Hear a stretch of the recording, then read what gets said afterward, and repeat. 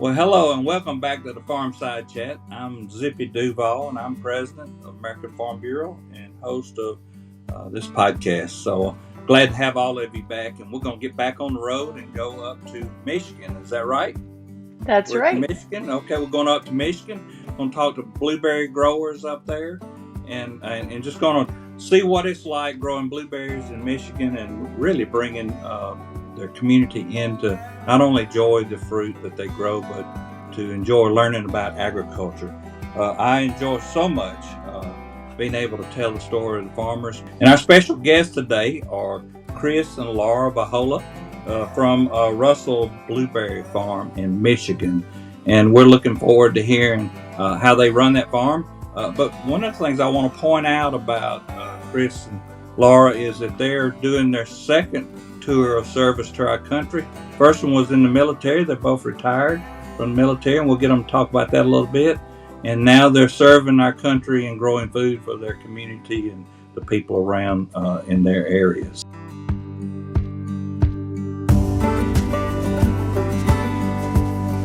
Welcome to the show, Chris and Laura. I appreciate y'all being with me today. Thank you. Thank you very much. Glad to be here. So let's start out. I know that Laura, you grew up on this blueberry farm. Tell us a little bit about your growing up on the farm. Well, actually, I did not grow up on the farm. It's kind of interesting. I was a little bit of a suburban girl growing up, but when I went off to college, my parents decided to do something completely different, and they bought an 80-acre blueberry farm. So I did not grow up on the farm, but I was immersed in it, over the last 35 plus years that my parents worked it. So I got to see it from a distance and when I was at home on leave. Um, but yeah, so we live vicariously through my parents for that period of time. That's why it was so unique that we decided to come back, and because it truly is a learning experience for us right now. So your parents did that after you went to college. What did they do before? Well, my dad was big into real estate, right? And so initially, back in the 80s, he thought, oh, this is a great investment deal, right? But when he realized what a gold mine he had in the sense of value, and we have a 10-acre lake, and we have some great forest on the property, as well as cultivated high bush blueberries, he fell in love with the lifestyle and looked at it as an opportunity for the family moving forward. Isn't that interesting? It's never too late to start, huh? You know, That's and right. That's right. and I think inside of every person across America, there's a little bit of I'd like to be a farmer, and I think a lot of people saw that during the outbreak of the pandemic. I understand that seed and feed stores where you buy seed to grow a garden, and you can buy your fertilizer and everything. They had record sales that year because everybody thought, well, the shelves are kind of empty in the grocery store. Maybe I ought to plant a garden. I think that we had some first time gardeners for the first time ever. And I think when they got to late summer, pulling up all those weeds and all the challenges that come with it, they didn't do it again the next year. So they just letting us do it for them. And that's okay. That's what it's all about.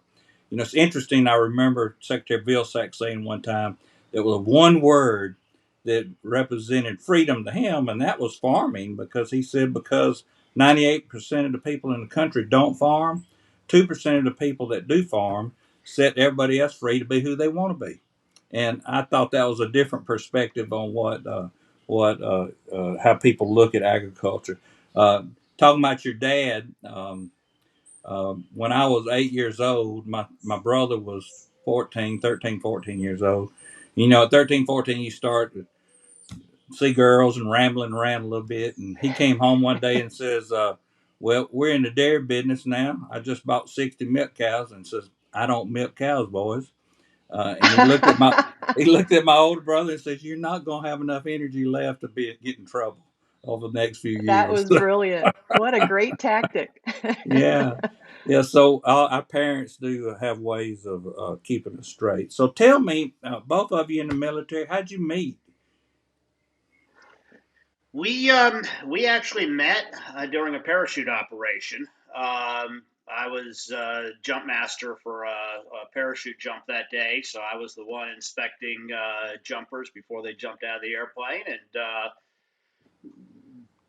Laura was sort of new to Fort Bragg at that time and hadn't jumped for a while, so I was just sort of talking her through some of the reviewing some of the basics and then giving her a good JMPI inspection, and we just sort of hit it off. And then The rest is history. rest is history. Then the Army, by coincidence, literally about 2 months later, selected us both for a graduate study program, and so we ended up sitting next to each other for a year and a half in a master's degree program.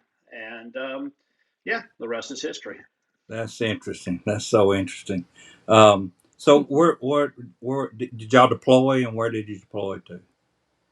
Oh yeah. Well, coming from Michigan, I just to back up just a second, I in order to pay for college, I won a ROTC scholarship to the University of Michigan, and I thought, oh, I want to get off, get away from home and see the world and all that, and do all this interesting stuff. So that's where I got into the military, and Chris and I both were interested in some of the same things, and that's why we met in the program. But oh yeah, we've been all over the place.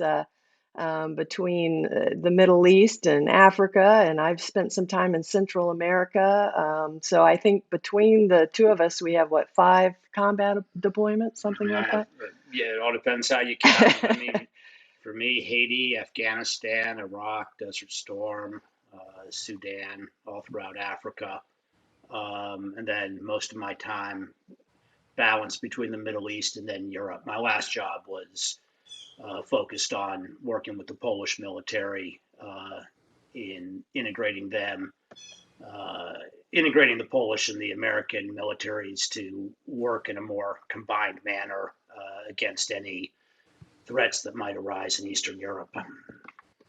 So I can't tell you, and being a Army dad to my son who's in the Army and been in the Army and flew Black Hawk for so many years now. I can't tell you how much we appreciate your service to our country. And it makes me proud when I talk to the men and women that's given their lives and the portions of their lives to serve our country, and just a very admirable thing to do. And until you are a Army dad or Army mom or serve yourself, it's really hard to understand the dedication that people put forward to serve our country, and so we appreciate y'all. And I know we're coming up on Veterans Day, where we remember all that have served, and now meeting y'all on this call, I'll be thinking about y'all too, individually when that day goes by. So, having served all over the world and had access to other countries' food supplies, what have you learned about American agriculture compared to the food systems in other parts of the world?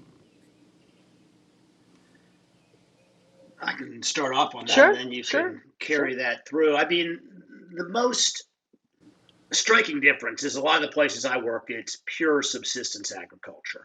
Um, I did a mission in central Sudan where we went in as ceasefire monitors in the middle of a pretty nasty conflict and just on the tail end of a genocide in central Sudan. And our whole goal was to just basically stabilize the area to get people to stop fighting just for 5 months. Not so food could be delivered, but so seeds could be delivered and so people could get a crop in. Because if they didn't grow their own food, they would have died. And then later, I was working on my doctorate in Tanzania as an anthropologist. And I spent a year and a half living in a small village, which was, again, subsistence agriculture. And if people didn't grow their food, they had no money, they had no food, their kids literally starved. Very dependent on the weather, very tenuous existence.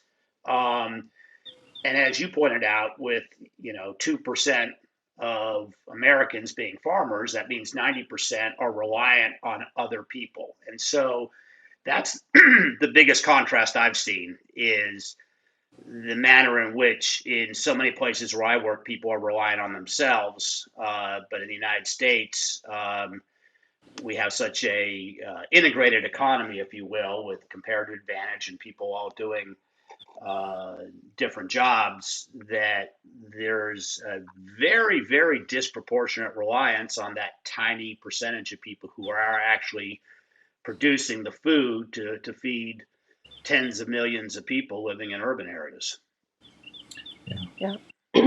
And I would just follow up on that. My perspective, I spent some time in Africa working at a few U.S. embassies as the defense attaché or military attaché, where, we're really focused on national security issues and on those military to military relations between the U.S. and the host nation military.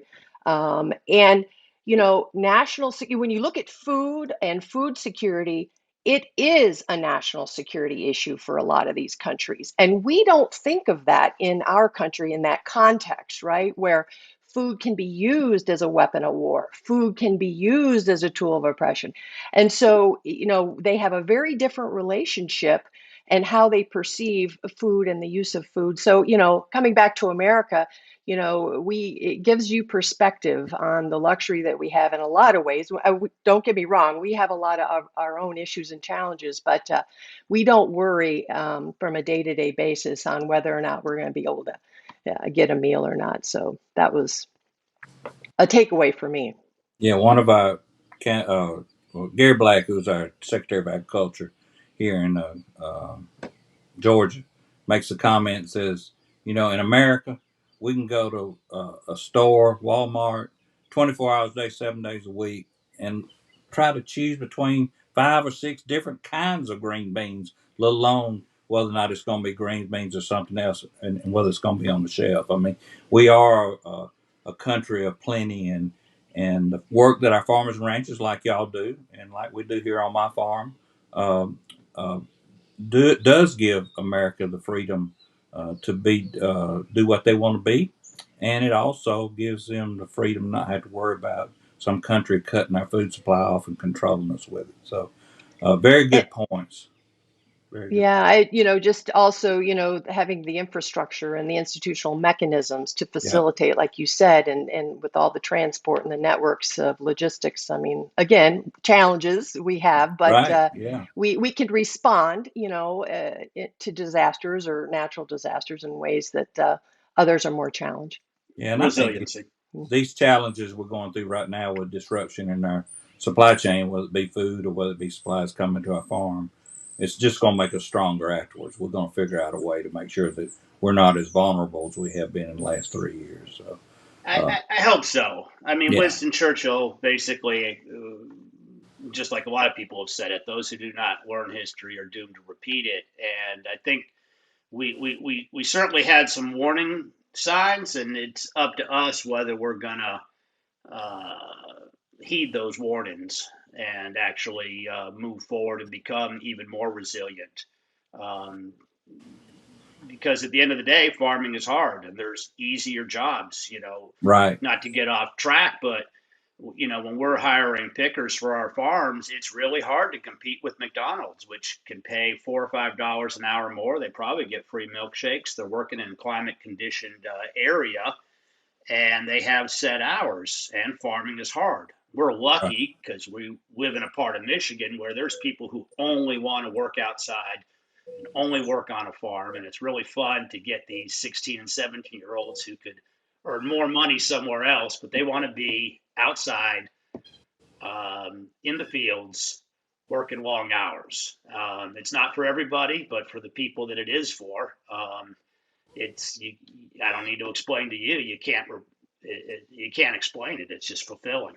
Yeah, it is fulfilling. So, you retired and coming back from service, deciding to go to the farm. I mean, how did that happen? And what did people in your community think when you came back to the farm? Well, and kick in here, Christopher, but we obviously, like you said, after doing 30 years in the military, we could have worked for any number of government contractors or three-letter agencies like Department of Defense or Department of State, et cetera. But I don't know, Chris. We had that conversation. We had, living overseas and seeing how important agriculture is to the livelihood and sustainability. And at the same time, it was to the point where my parents had It was getting too much for them to operate the farm. We had that conversation, and it just made sense. We wanted to come back, grow some roots, both figuratively and literally, because we'd been moving around for so much. I mean, 30 years, every 2 to 3 years, we were moving around. And quite frankly, I was tired of that lifestyle. I wanted to know the people in my community, be able to contribute to those in my community and make a Yeah. difference. And So, I think that's a huge thing because my father was in the Army. I was born in Turkey when he was stationed overseas. And I grew up moving somewhere new every 2 to 3 years. Then I joined the Army, moved somewhere new every 2 to 3 years. And we were at about 3.5 years down in Michigan. This is the longest I've ever lived any one place. So, there is a certain um, selflessness to it, as we like to think, but also there's an appeal to the lifestyle. I'm an outdoor kind of guy. That was part of the reason I love the Army. I mean, put a backpack on me. Um, there's a sleeping bag is at one point was considered unbelievable luxury. I mean, you're just lucky to catch half an hour of sleep leaned up against a tree with a poncho over your head. I like being outside, and I like putting in 6, 8, 10 hour days outside, rain or shine. I actually prefer the rain because it keeps me cool. And it's a good lifestyle. But I will say that the transition from the Army to a farm sounds radical, but as Americans, we've always in the Army glamorized uh, going back to the land. One of the awards we give is the Order of the Cincinnatus in the Army, and Cincinnatus was the Roman soldier who, when Rome was threatened, the people came to him and said, "We need you to take up arms and defend the Republic." And he did that. He successfully defeated the enemy. And at the end, they said, "We will let you become dictator for life." And he said, "No, I don't want that. I want to go back to my farm." George Washington did the same thing. "No, I want to go back to my farm." And to me, there's always been a natural transition between being a soldier and being a farmer. And it's the hard work, it's the outdoor lifestyle, it's the self reliance. I mean, it's not all great. If you fail on your farm fails. Yeah. It's not easy. It's not a done deal. you, There's no one there to step in and help you, except for Farm Bureau, of course. you But know what one of the attractions for me was being able to feel like you started and completed something with your own hands, within a growing season. A lot of the things that I was doing in terms of security cooperation and security assistance through my military to military relations and foreign partners, those kind of programs take years and years to come to fruition. And by the time you have planned something, it's your second and third counterpart down the road who's actually implementing those plans, long-term strategies and things Yeah. like that. And so for me, it was something I could get my hands around and feel like I had accomplished something. There's something And for satisfying in me, that. there's that self reliance. It's not a lot different than a lot of military missions. You're on your own, um, or with your partner and your team, and you succeed or you fail, but it's based on what you do. And it's that type of self reliance, that attitude that I like. Yeah. So I can draw a similar comparison because, leaving the farm to go do advocacy work on Capitol Hill in Washington, D.C. for agriculture, it is a long term deal. I mean, what I'm talking about today, they may not find an answer to for 10 years. Yeah. But when I come home on the weekend, I'm gonna pay the guys that work for me, and I'm gonna hug their neck, and I'm gonna get in my skid steer and go tear up some trash somewhere. So I can feel like I've done so. I can look back and say, "Man, I've done that today." So I get that, and it is very fulfilling to start and finish something and produce something that somebody else enjoys. And I think farmers all across America take such pride in what they produce, and when they send it to the market, they're proud of that, and they're proud of how they done it, and they're proud of the product they're sending away, whether they walk off on 4 feet or whether it goes off in a basket like y'all. So let's talk about blueberries a little bit. how many varieties and what part of the state Yeah, You there got you it. go. yeah, We'll let the Michigan what part of the experts state know. are you in? So You that So we can actually, get some yeah. idea. yeah, you've planned this before. So we're in Freeland, Michigan, which is right at the base of the thumb here in the mitten Okay. area. And most, I'm going to do it backwards here. Most of the commercial blueberry farms in our state are along the west coast, southwestern side, because of Lake Michigan and everything. But we're kind of one of those red herrings, distant stepchildren who have found some good areas in this part of Michigan. And we benefit from Lake Huron with the lake effect too. But it's just, the soil is perfect. It's sandy soil, glacial soil, a holdover from probably lots of pine trees in the past who help make the soil more acidic, which blueberries thrive in. Lots of, high water table because of where we are geographically. Blueberries love water. So it's a great place. We have like I said, an 80-acre blueberry farm with about 20 acres of high bush blueberries with 11 different varieties. So it helps us draw out our blueberry season, which runs for us from July through August, plus or minus a few days every season, because we have early varieties, we have mid-season varieties and late season varieties. So we can kind of like spread our season out a little bit longer than others, depending on the varieties. And also, pests tend to like one variety. So if we do get hit by a pest, they might just take out one or two varieties, leaving us the other 80-90% of our crop untouched. Sure, that's always a Now, struggle. So I did not know that they can pick among varieties of blueberries that they like and don't like. yeah, Well, exactly. uh, So some of our older varieties, like Northlands, become a magnet for some pests, but like the folks at Michigan State have been developing new strains of blueberries, so some of our later varieties are more pest resistant. oh yeah, when But you crossbreed to kind of take away some of the attributes that spotted wing Drosophila or Japanese beetle, Asian beetles like, then that's the beauty of these newer varieties.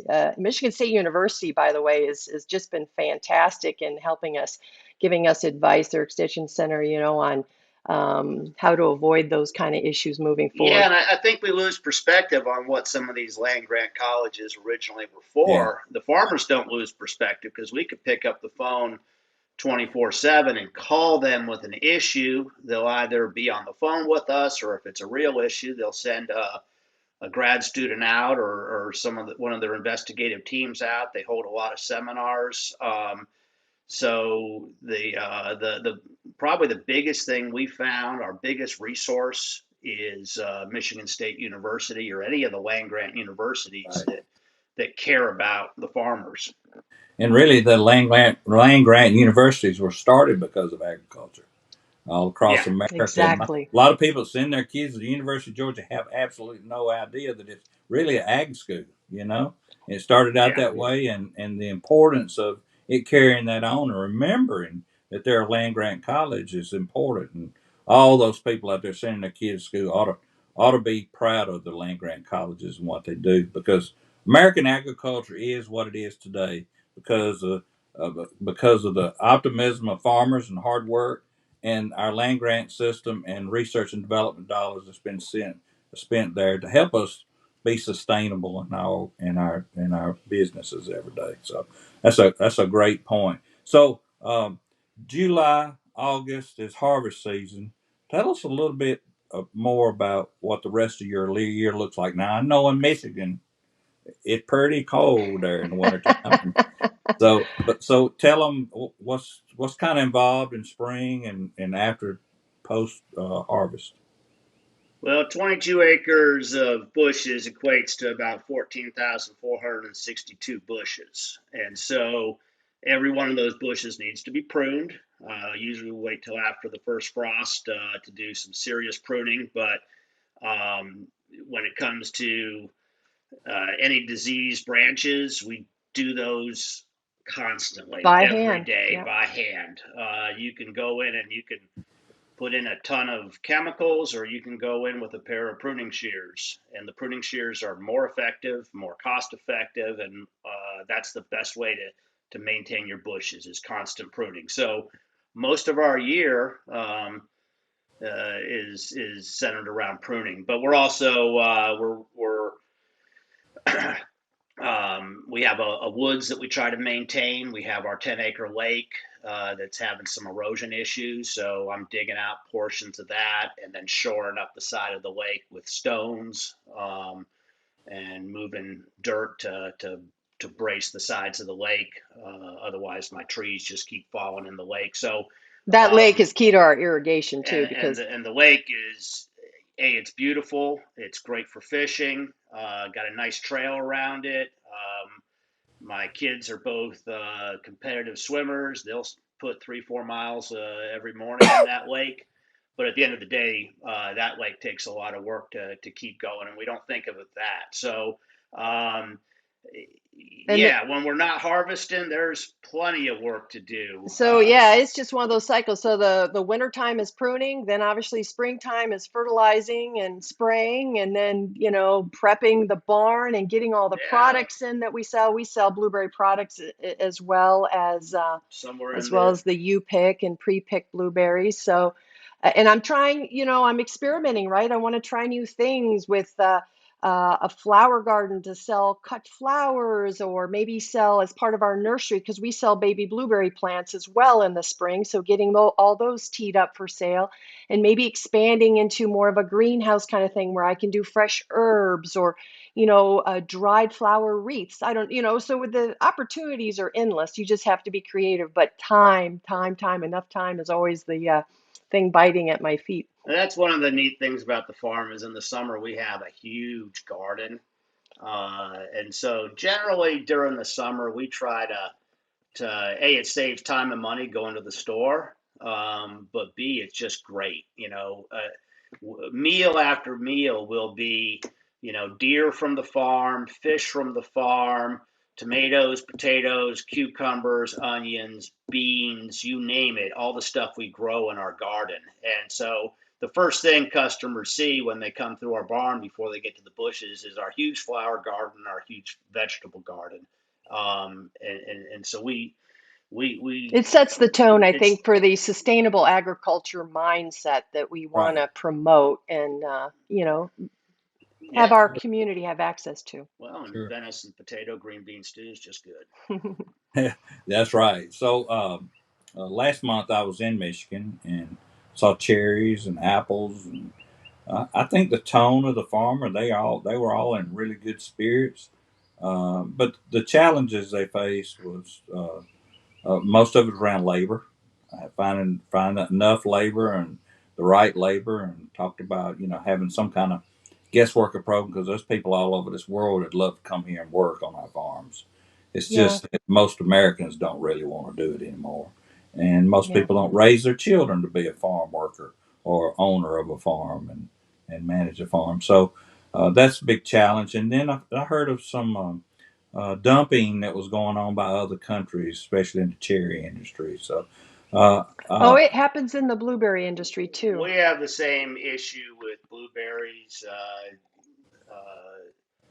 Without naming any specific countries, there are some countries down in the southern hemisphere, South America, that it's just very difficult to compete. And it's so ironic because uh, they label their blueberries as organic, and by definition, you can't have a blueberry grown in South America that's then harvested, put on a truck, taken to a port, sit on a ship, sailed on a ship, sailed to another port, put on a truck, and then driven to a store that's organic. They soak them in chemicals, and then can undersell us by about 30%. And then they label their stuff as organic, which it's not. And we try to explain to customers on an educational basis that by definition those can't be organic.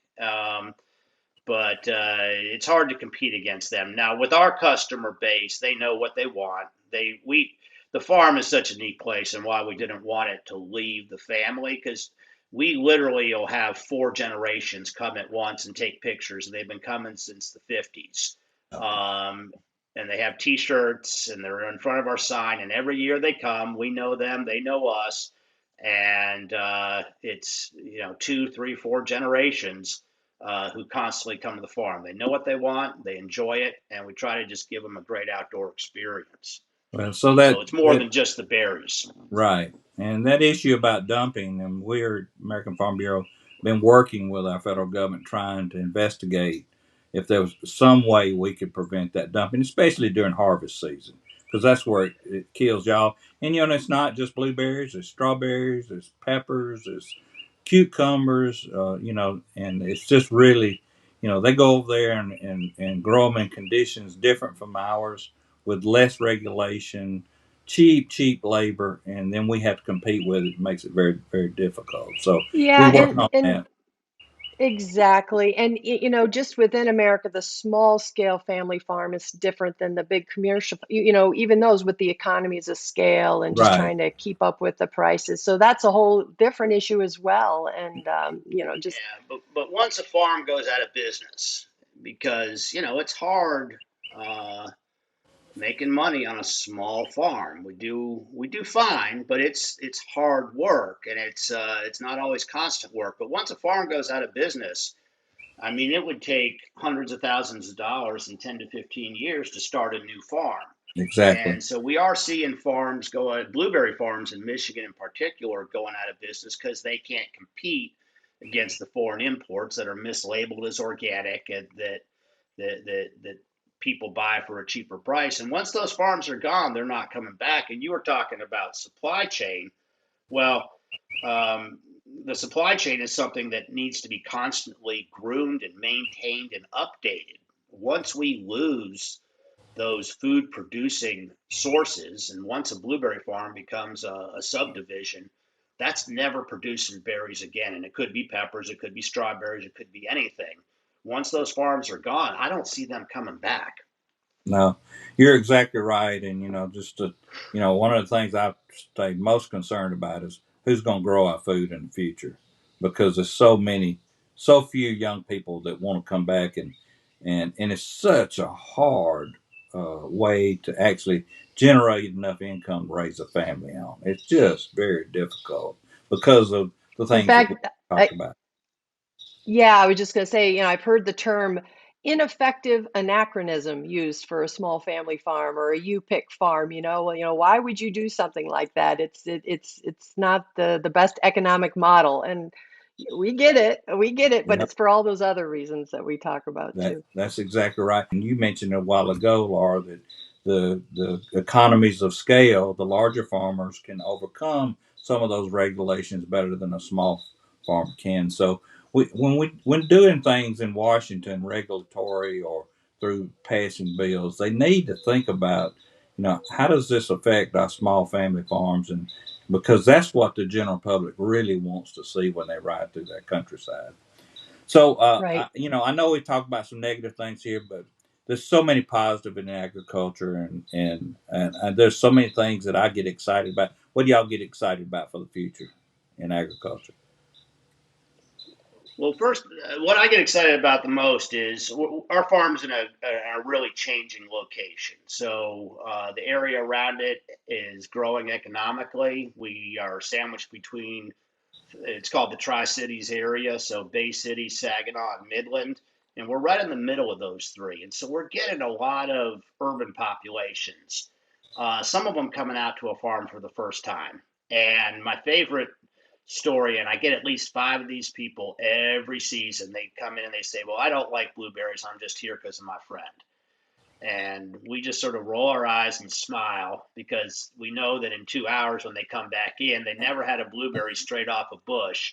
Yeah, And It's very different from the grocery store. they're just raving about, oh my gosh, these are the best blueberries ever. So, you hit on it, what we're most proud of. Like if somebody comes in and loves our berries, it makes us happy. If somebody comes in and says these berries aren't good today, like towards the end of the season, we're like, okay, well, just take them. We're not going to charge you because we only sell what we're proud of, and we are proud of it. right. Nothing better than a quarter-sized, firm, fresh berry straight off a bush. And so that's what I'm excited about. And we talked about it before. The groups of kids, sort of these mom groups, especially over the summer, that put together their own little environmental and farming classes for the kids living in the city, and then they just randomly pick farms and they go and spend the day at the farm. And we love and there's a lot of those groups that are growing, and we really love them coming out to the farm. Our 14-year-old daughter is the one who always handles all the youth groups, and she'll give them a tour of the beehive. She'll give them a tour of all the different varieties, then take them back to a picnic area and just let them have fun. Yeah, feeling like we're just outreach with the public and showing them, obviously we have those who come and complain about the prices sometimes because they can buy it for cheaper in the market or in the grocery store, but it's the point, it's the flavor, it's the freshness, it's the Right. what we can add to this product that excites us when we have such positive feedback. And like Chris was saying, we're not just trying to draw on the local community because most of the people around the area know that this is a blueberry area and come every year. We're talking about those peoples in the cities who have never been out to a farm, have never experienced what it takes to actually pick. We have people come to the farm that don't know that blueberries come from bushes. They had no idea where blueberries come from. So, it's exciting to have people come and pick for the first time, Yeah, yeah. So I live in Georgia. A lot of people think peanuts grow on a vine, on a tree, and they do on a vine, but they're under the ground, somewhere. So, exactly. but yeah, And you're and right, and and we Just get appreciate. more connected with the Yeah, land. and we appreciate what y'all do to educate people. Not, no, let's don't say educate, inform people, because Mhm. people are educated, but they might not be informed. And until you experience the going out on the farm, and it truly is an experience. Y'all are yeah, selling the experience too, and good for families. There's no better place to raise a family, and that's the reason I chose to stay here with my first love, and we raised our 4 children here. Wouldn't have done it any different at all, and just a good place for them to learn the values of life, hard work, taking care of things. I hope as I get older, they remember how I took care of those cows, and they'll take care of me that good. You mentioned those values and and what it means to our children. Our son, our eldest son, he's a second year at West Point at the military academy in New York, and he calls back. He was one of those teenagers, typical couldn't wait to get away from home, right? Yeah. Oh my goodness, working every summer on the farm. But now he's like, Mom, there's actual cachet with coming from a farm here at West Point. He says, I'm the first one who was able to back up that howitzer because it's no different than hooking up a trailer to a tractor. He said, so You're right. You're right. yeah. And the Yeah. values of hard work, being able to get stuff done, not quitting, all those good yeah. things. They put him into training in the rain, and he's like, "Yeah, this is a normal day on the farm." And like my wife said, he was like, "Oh, I want to get off the farm. I want to get off the farm." And at the end of his freshman year at West Point, always like, "Oh man, I can't wait to get back to the farm and spend the summer working outside and working on the farm and being my Yeah. own man." And Yeah. I think we should also, we talk about the farm being part of the community, and we are veterans, and it's been a hard, especially the last 15, 20 years, been pretty hard for a lot of veterans. So we are really grateful that we have the ability to reach out, and just veterans will come to our farm and we'll talk. We sell our berries at the Veterans Farmers Market. We're trying to set up some. We've already reached out to the Veterans Hospital and let them know that our lake is available for veterans to come out and fish free of cost. And we want to make it just a sort of a refuge, if you will, Yeah. to help people. Yeah. Yep. A lot of, I know everybody has issues, but agricultural people that went through difficult times, facing losing their farms, or being the generation that stops farming, it comes a lot of mental stress with that. And I know there's a lot of mental stress around military families and veterans. So our hearts go out to both groups, and especially during Veterans Day. But you know, I don't want y'all to get off this podcast and not tell everybody how they find Russell Blueberry Farm. Other than this, tell them how they can Yeah. find you. Well, obviously, you can go to our website at russellblueberry.com. We're located 11895 Frost Road in Freeland, Michigan. So check out our website, check out our Facebook page, Russell Blueberry Farm and Nursery. We're also on Instagram. So social media, you can find us. I've been told that's the new way to advertise, get the word out. But we still have signs up. We work with the Michigan Tourist Organization, and they put up signs, and you'd be amazed. Michigan Agro-Tourism. Michigan Agro-Tourism. You'd be amazed the number of folks who are just driving by, and I'm chatting with them because this is the Midwest. We chat with our customers, and we're like, well, how'd you hear about us? And we're like, oh, well, we're driving from Chicago to the Upper Peninsula, and we saw your sign and wanted some blueberries and just thought we'd check it out. So we get a lot of people just unplanned stopping by. And then we also get like I said, the past generations who just make it a family event every year. We get a lot of, it seems like the emergency room staff at the local hospitals has been coming to our farm a lot also. It's like they work long hours at night and they just need to defuse, and they come and pick berries 3-4 times a week. So it's a really diverse group. Well, Chris and Laura Varhola, we thank y'all for joining us today from Russell Blueberry Farm in Michigan. And thank you so much for your service to our country in the past and in the future. Thank you. God bless you. Thank you so much. Thank you for everyone joining us today. I hope you enjoyed our visit to Michigan and talking to these wonderful patriots. So thank you and God bless you. I hope you have a great day. Thank you, sir. God bless you. Thank you for joining us for this episode of Farmside Chat. Please be sure to subscribe so that you never miss an episode. And while you're at it, take a minute to rate and review the podcast. This helps us continue to bring you farm fresh content that everyone can enjoy. Until next time, thank you and God bless you.